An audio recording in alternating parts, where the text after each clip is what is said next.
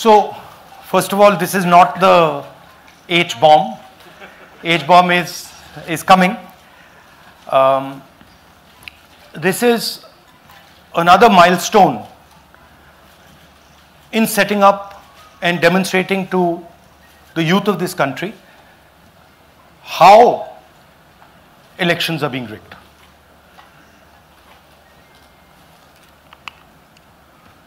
So I'm going to make a claim here, very strong claim,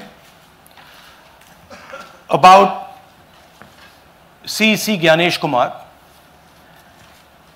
And this is not something I'm saying lightly. I'm the leader of the opposition in the Lok Sabha. This is something I'm saying after solid proof that I'm going to show you, the youth of India, the people of India today.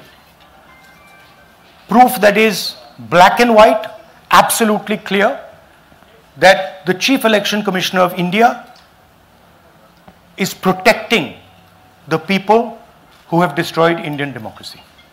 I'm also going to show you the method by which votes are being added and deleted, and I'm going to show you how they are done, how that is done. In election after election, someone, some force, some group of people has been systematically targeting millions of voters for deletion across India. This is something that we've heard again and again and again. Different communities, mainly communities that are voting for the opposition, Dalits, Adivasis, minorities, OBCs, are specifically targeted. We had heard this many times, and now we found 100% proof of it. Please understand, I am not going to say anything on this stage that is not backed up by 100% proof. I am somebody who loves my country. I love my constitution. I love the democratic process, and I am protecting that process. And so I'm not going to say anything here that is not going to be based on 100% proof that you can determine. The burden of the judgment is yours. I am going to lay the proof in front of you. You will see it and say, actually, this is pretty solid proof. Aland is constituency in Karnataka. 6,018 votes. Somebody tried to delete 6,018 votes. We don't know the total number of votes that were deleted in Aland in the 23 election. They are much higher than 6,018. But somebody got caught deleting 6,018 votes. And it was caught, like most crimes, by a coincidence. What happened was,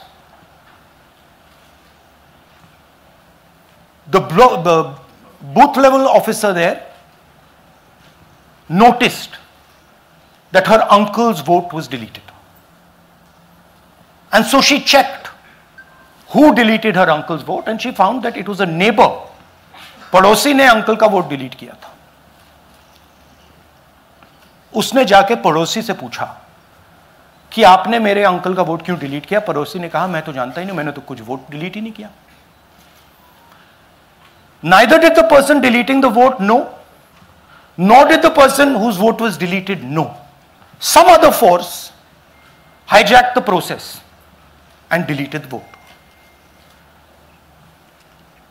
And as luck would have it, got caught. What does the operation look like? In Aland, 6,018 applications were filed, impersonating voters. The people who filed these applications actually never filed them. And we will show you evidence of that on this stage. The filing was done automatically using software. We will show you that.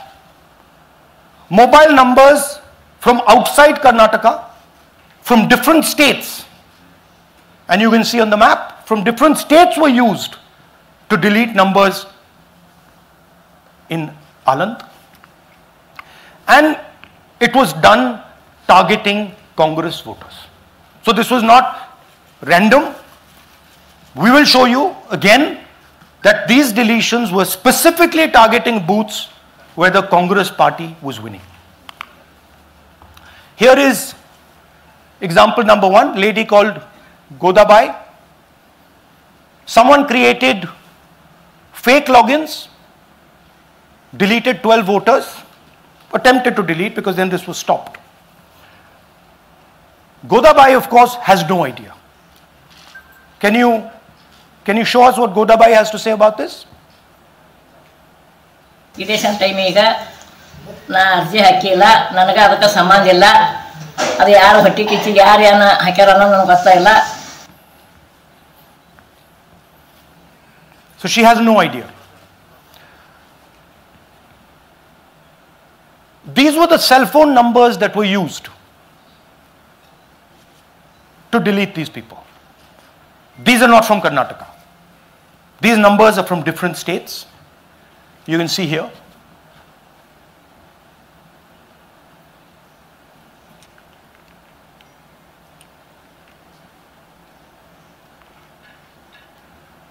So the question is, whose numbers are these? How were they operated? Where were they operated from? Who generated the OTPs to disturb the process? Now these are questions that arise out of this. Here's example 2, Suryakant. This gentleman apparently deleted 12 voters in 14 minutes. He filled 12 deletion forms in 14 minutes. I'd like you to meet him. He's here. That's one of the people. That's one. Namaskar bhi aiye. Babita Chaudhary is one of the votes that he is supposed to have deleted. Aiye bhaiya. He is supposed to have deleted. This is the gentleman. ये इनका vote delete किया जा रहा था. ये कर रहे थे. इनसे आप पूछिए. बताइए. That's our candidate. हाँ. कन्नड़ा में बोलिए. ನನ್ನ ಹೆಸರು ಸೂರ್ಯಕಾಂತ್ ಗೋವಿನ. ನಾನು ಸರ್ಸಂಬ ಗ್ರಾಮದಲ್ಲಿ ಇದ್ದೆ. ನನಗೆ ನಾಲೆಜ್ ಕೇಳದೆ ನನ್ನ ಹೆಸರು ಮೇಲೆ 9 ಜನರ ಲಿಸ್ಟನ್ನು ಡಿಲೀಟ್ ಮಾಡಿದ್ದಾರೆ. ಅದು ಯಾಕಂತ ಇವರು ನನಗೆ ಬಂದು ಕೇಳಿದರು, ನಮ್ಮ ಹೆಸರು ನೀವು ಯಾಕೆ ಡಿಲೀಟ್ ಮಾಡಿದ್ರಿ ಅಂತ. ಅದಕ್ಕೆ ನಾನು ನಮ್ಮ ಸಾಹೇಬ್ರಿಗೆ ಹೇಳಿದೆ, ನಾನು ಡಿಲೀಟ್ ಯಾರಿಗೂ ಮಾಡಿಲ್ಲ, ಅಪ್ಲಿಕೇಶನ್ ಕೊಟ್ಟಿಲ್ಲ, ಆದರೂ ಡಿಲೀಟ್ ಆಗ್ಯದ ಅದು ನೋಡ್ರಿ ಅಂತ. ಹಾಗಾಗಿ ತಹಶೀಲ್ದಾರ್ಗೆ ಹೋಗಿ ಕಂಪ್ಲೇಂಟ್ ಕೊಟ್ವಿ. ಮತ್ತು ಕಮಿಷ್ನರ್ ಇದು ನಮ್ಮ ಜಿಲ್ಲಾ ಎಲೆಕ್ಷನ್ ಒಂದು ಇದಕ್ಕೆ ಕಂಪ್ಲೇಂಟ್ ಕೊಟ್ವಿ. ನನ್ನ ಹೆಸರು ಮೇಲೆ 12 ಜನರದು ಡಿಲೀಟ್ ಮಾಡಿದ್ದು ನಿಜ ಇರ್ತದೆ. थोड़ा ट्रांसलेट कर लीजिए. मेरे नाम पे 12 लोगों का नाम डिलीट किया गया है. हालांकि मुझे मालूम नहीं, मैं कभी किसी को मैसेज भेजा भी नहीं, मैं बुलाया भी नहीं.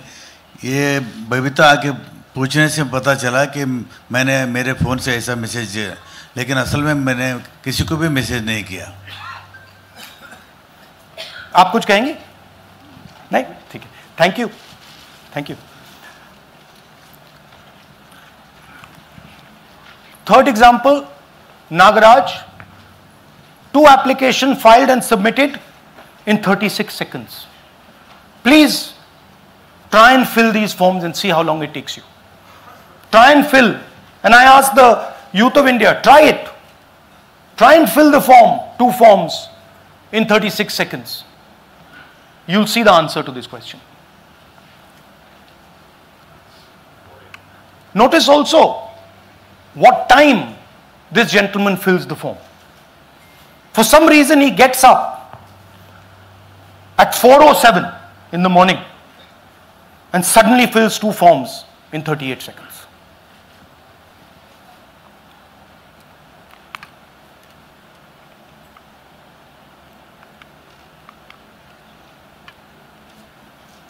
Now let's talk about how this is being done and why I'm saying, and we are saying, that this is being done in a centralized manner. And this is being done not using individuals, but using software. Look at the serial numbers. Serial number 1, serial number 1, serial number 1, serial number 1. Serial number 1 means that this is the first person whose name, this is the first name in the booth. So a software is picking up the first name in the booth and using it to delete voters. So someone ran an automated program that ensured the first voter of the booth was the applicant. That same person got cell phones from outside the state, used them to file the applications. And we are pretty certain that this was done in a centralized manner and it was done at scale. This was not done in a, at a worker level. This was done at a call center level. Okay? Targeted deletions in strong Congress booths. The top 10 booths with maximum deletions are Congress strongholds. Congress won 8 other 10 booths in 2018. This was not a coincidence. This is a planned operation. Now, let's come to why I'm making such a direct accusation about this gentleman, Gyanesh Kumar. There is an ongoing investigation on this matter in Karnataka. The CID of Karnataka has sent 18 letters in 18 months. 18 letters in 18 months to the Election Commission. And they have asked the Election Commission for some very simple facts. Number 1, give us the destination IP from where these forms were filled. Number 2, give us the device destination ports from where these applications were filed. And number 3, most important, give us the OTP trails, because when you file, you have to get an OTP. 18 times in 18 months. The CID of Karnataka has written to the Election Commission for this. And they are not giving it. Why are they not giving it? Because this will lead us to where the operation is being done from. And we are absolutely convinced where this is going to lead. I'll give you a little bit of the chronology. FIR is filed February 23.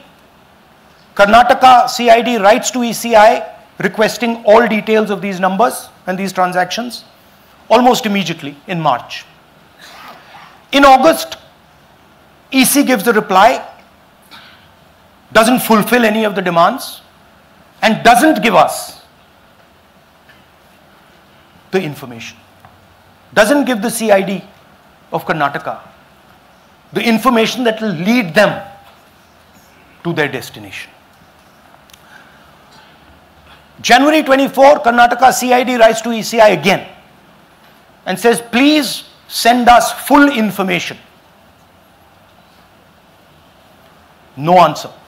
Karnataka CID by September 25, last letter went in September 25, has written 18 reminder letters. While this is going on, the CEC of Karnataka writes to the Election Commission in Delhi and says, there is a matter. Please provide this information. And the CEC of Karnataka multiple times asks the Election Commission. No answer. Now this is absolute solid proof that Gyanesh Kumar is protecting the people who are doing this. This is also absolute solid proof, what I've shown you, that this is being done in a centralized way, this is being done at scale, and this is being done using large resources. Question is, who is the someone? And the answer is with the EC today. The Election Commission of India knows who is doing this. And I want every single youngster in India to know that they are attacking this. And this is your future. When they are not giving this information, they are defending the murderers of our democracy. And it is important that every youngster knows this. Your jobs, your future, your aspirations all come from this instrument. And the Chief Election Commissioner, Mr. Gyanesh Kumar, is not telling the CID of Karnataka who is doing this. This is not an isolated case. There are many such cases. Here is another one. Maharashtra, Rajora, same idea. 6,850 targeted voters added. Anand we caught deletions, Rajora we caught additions. But the basic idea is the same. Phones from outside, people who are supposed to have added voters don't know that they've added voters. People who have deleted voters don't know that they've deleted voters. You can see, you might remember that, those names there. JW, JW, JW, JW from the last presentation. Same model. So it's the same system that is doing this. It's doing it in Karnataka. It's doing it in Maharashtra. It's done it in Haryana. It's done it in UP. And we have proof of all of it.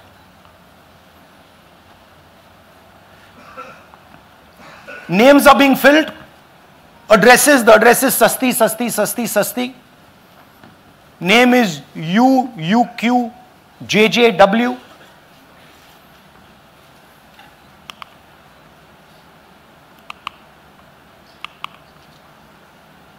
So, what are we saying here? That the Chief Election Commissioner of India, Gyanesh Kumar, needs to stop protecting the people who are destroying Indian democracy. We have given you 100% bulletproof proof here. It cannot be doubted. You have seen it with your own eyes. Right? EC has to release this data of these phones, these OTPs, within a week.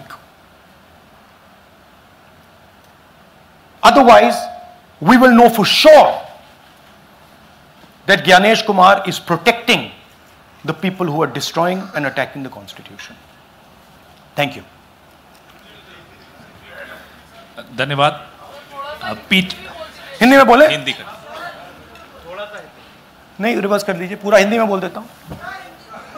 पूरा हिंदी में. देखिए,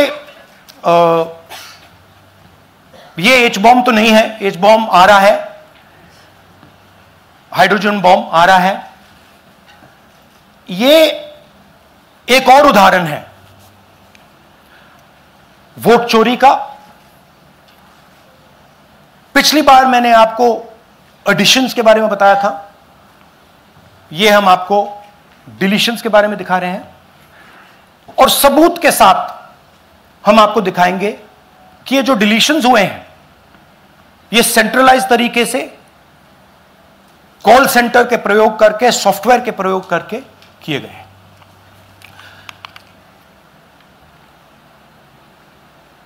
हमारे पास इस presentation में जो मैंने आपको अभी दिखाया 100% सबूत है, प्रूफ है कि ज्ञानेश कुमार जी हिंदुस्तान के चीफ इलेक्शन कमिश्नर वोट चोरों की रक्षा कर रहे हैं, और यह मैं आपको अभी दिखाने जा रहा हूं। हर इलेक्शन में हमें रिपोर्ट आती थी कि वोटर्स डिलीट हो रहे हैं,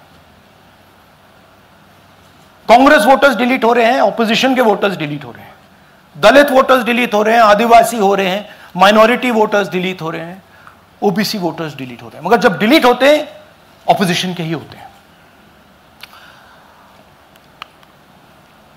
कर्नाटक में आलंद कंस्टिट्यूएंसी है, यहां पे चोरी पकड़ ली,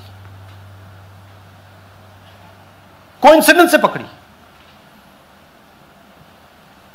वहां की जो बीएलओ थी उसने देखा कि उसके रिश्तेदार को डिलीट कर दिया गया था।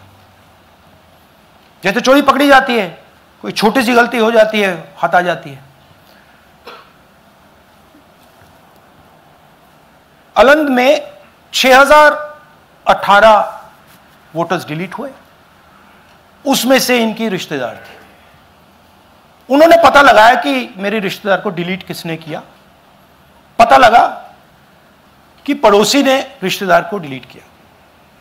बीएलओ ने जाके पड़ोसी से पूछा कि भाई आपने मेरे रिश्तेदार को क्यों डिलीट किया। पड़ोसी ने कहा मैंने तो नहीं किया।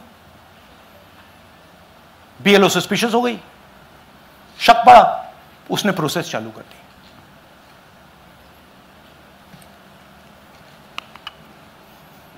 पता क्या लगा कि कोई ना कोई,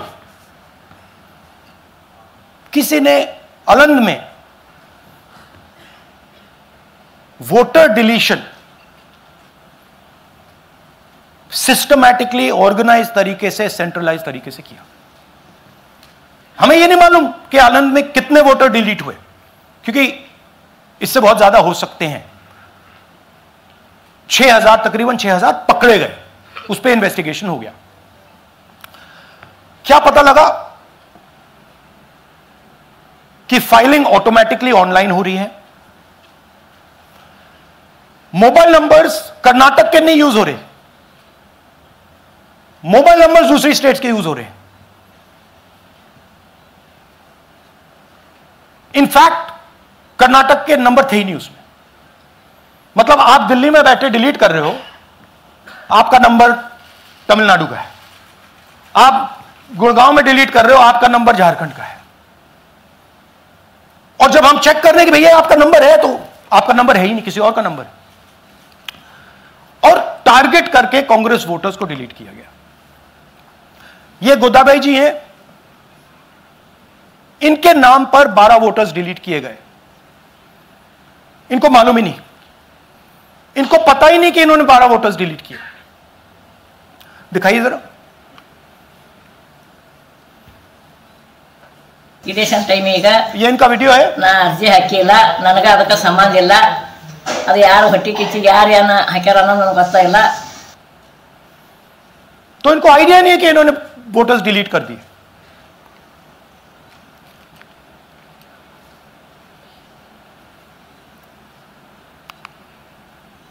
ये सारे के सारे जो नंबर्स हैं,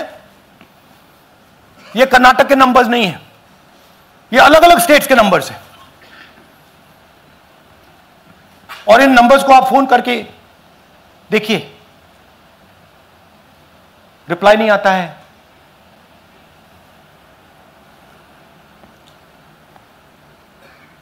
तो सवाल यह है कि किसके नंबर्स हैं, ये किसने ऑपरेट किए, जब इन्होंने ऑपरेट किए ये कहां थे, आईपी एड्रेस क्या था, ओटीपी कैसे जनरेट हुआ, कहां गया, यह सवाल है।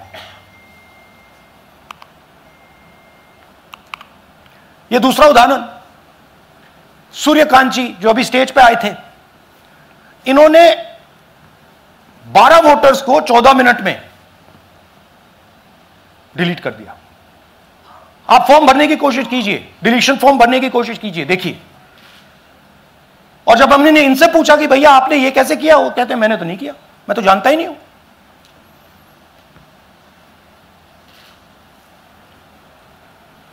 बबीता चौधरी जी का इन्होंने एक नाम डिलीट किया, यहां खड़ी हैं बबीता जी, यहां हैं, सूर्यकांत जी यहां हैं, आ जाइए जरा स्टेज पे, एक सेकंड आ जाइए, ये दोनों खड़े हैं यहां पे, सूर्यकांत जी, बबीता जी। इनको मालूम ही नहीं कि इन्होंने डिलीट किया। Thank you. नागराज जी, इन्होंने 2 एप्लीकेशन 36 सेकंड में फाइल कर दी है। और मजे की बात देखिए, ये 4 बजे सुबह उठ के फाइल कर रहे हैं। पता नहीं क्या हुआ, 4 बजे सुबह कहा कि भैया मैं 2 वोटर को डिलीट करूंगा, और कितने 36 सेकंड में डिलीट कर दिए, फिर सो गए।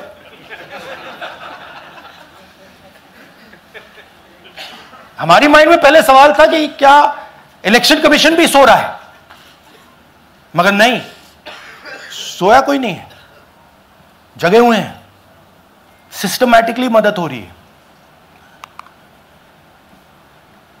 यह देखिए दूसरी बात, जो भी डिलीट कर रहा है वोटर लिस्ट में उसका सीरियल नंबर 1 है। मतलब जो भी वोटर लिस्ट में पहले नंबर पे आता है वही डिलीट कर रहा है। 5वें नंबर वाला, 7वें नंबर वाला, 10वें वाला कोई नहीं कर रहा। तो हो क्या रहा है, सॉफ्टवेयर से यह काम किया जा रहा है। सॉफ्टवेयर प्रोग्राम कह रहा है पहला नाम निकालो और इसका प्रयोग करके डिलीट करो।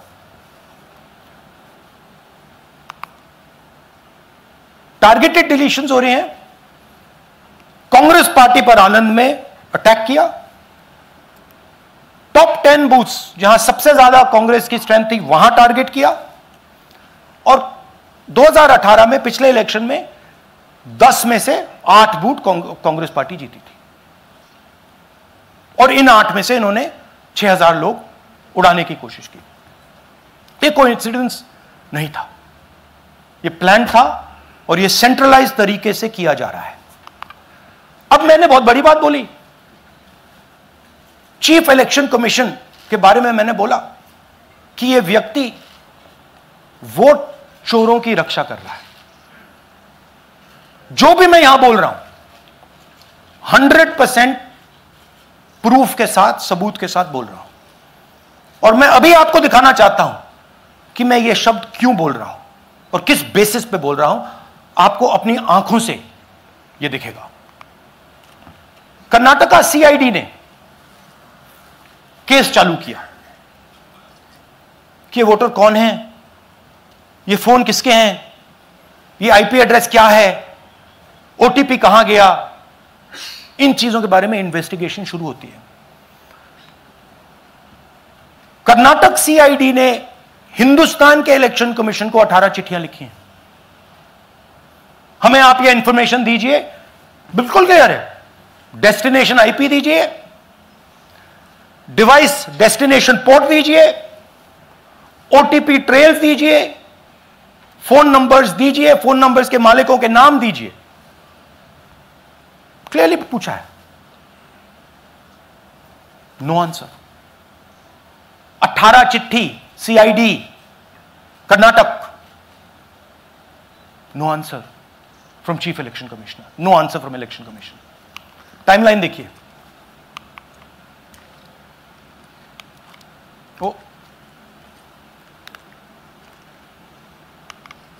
ओके, फरवरी 23 में इन्वेस्टिगेशन शुरू होती है। मार्च 23 में कर्नाटका सीआईडी चिट्ठी लिखती है ईसीआई को कि हमें सारे डिटेल्स दे दीजिए। अगस्त में इनकंप्लीट डिटेल्स दी जाती हैं, जिससे कोई इन्वेस्टिगेशन आगे नहीं बढ़ेगा। जिन चीजों की जरूरत थी वो नहीं दी, जिसकी जरूरत नहीं थी वो सारी दे दी। पहला सबूत। दूसरा सबूत, 18 बार रिमाइंडर लेटर गए हैं। आपको अगर सीआईडी एक बार लेटर भेज दे और आप नहीं गए, आप जानते हो क्या होगा। यहां पे इलेक्शन कमीशन को 18 बार लेटर गए हैं, कुछ नहीं हुआ है। बाद में क्या होता है, कर्नाटक ईसी इलेक्शन कमीशन को लिखता है, कहता है भैया हमें दे दीजिए, आपको इंफॉर्मेशन देना पड़ेगा। No reply. मार्च 25 में आखिरी लेटर सितंबर में गया है, कुछ ही दिन पहले। No reply from EC. यह है सबूत कि ज्ञानेश कुमार जी वोट चोरों की रक्षा कर रहे हैं, और यह ब्लैक एंड व्हाइट सबूत है, इसमें कोई कंफ्यूजन नहीं है कहीं।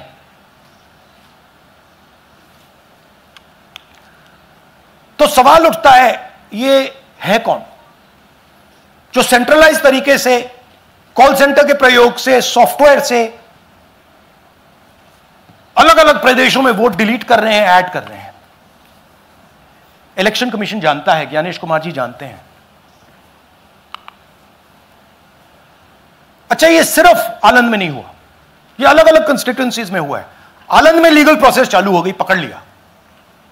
यहां महाराष्ट्र में उसी मोडस ऑपरेंडी से, उसी सिस्टम से यहां पे वोट ऐड हुए हैं।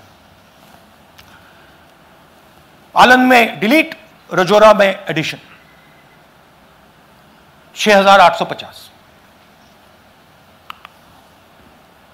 आपको याद होगा पिछले प्रेजेंटेशन में मैंने आपको नाम दिखाए थे, ये देखिए वही नाम यहां है। वही सिस्टम महाराष्ट्र में चल रहा है जो कर्नाटक में चल रहा था। नाम वैसे ही है, JW JW JW, पता वैसा है JW JW, नाम यू ऐसे किसी ने टाइप करके लगा दिया।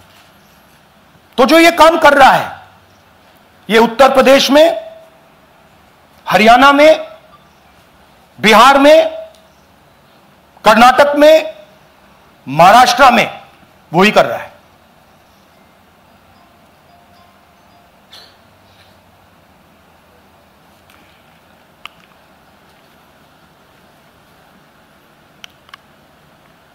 तो हमारी डिमांड है, ज्ञानेश कुमार जी, आप अपना काम कीजिए। आपने ओथ लिया है, आप हिंदुस्तान के चीफ इलेक्शन कमिश्नर हैं। आपसे कर्नाटक की सीआईडी सबूत मांग रही है। आप कर्नाटक की सीआईडी को यह सबूत 1 सप्ताह के अंदर दे दीजिए, नहीं तो पूरा हिंदुस्तान के सारे युवा इस बात को एक्सेप्ट करेंगे कि आप हिंदुस्तान के कॉन्स्टिट्यूशन, हिंदुस्तान के संविधान की हत्या में शामिल हो, हिंदुस्तान के संविधान की रक्षा नहीं कर रहे हो, और वोट चोरों की आप मदद कर रहे हो। Thank you. और थोड़ी देर में हम आपको हाइड्रोजन बॉम्ब दिखाने जा रहे हैं। नहीं, आज नहीं, थोड़ी देर में उसकी प्रिपरेशन चल रही है। क्योंकि हम देखिए, मैंने टीम से कहा है कि अगर मैं स्टेज पे जा रहा हूं, ब्लैक एंड व्हाइट प्रूफ नहीं होगा, मैं नहीं जाऊंगा।